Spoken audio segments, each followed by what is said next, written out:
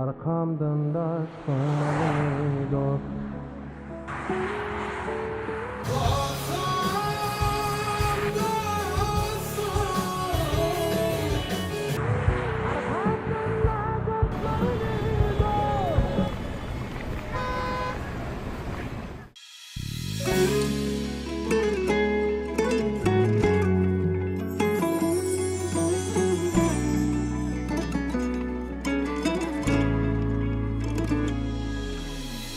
Arkamdan daşsın mağni dost,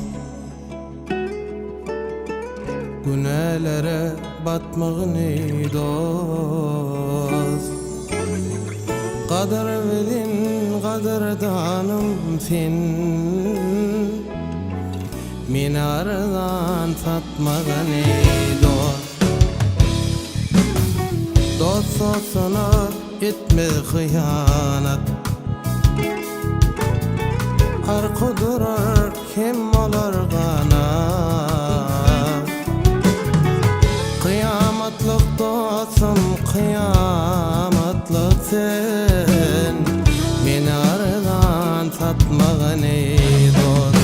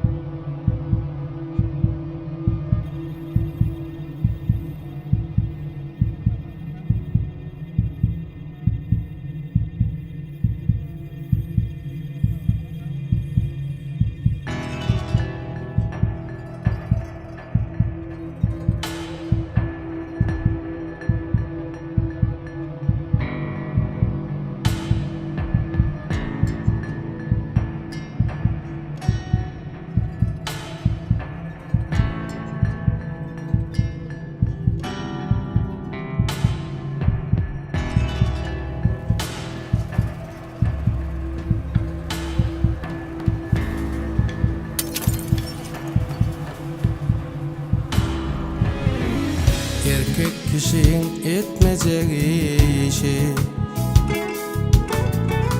öz dostunu ütmeyer dişi.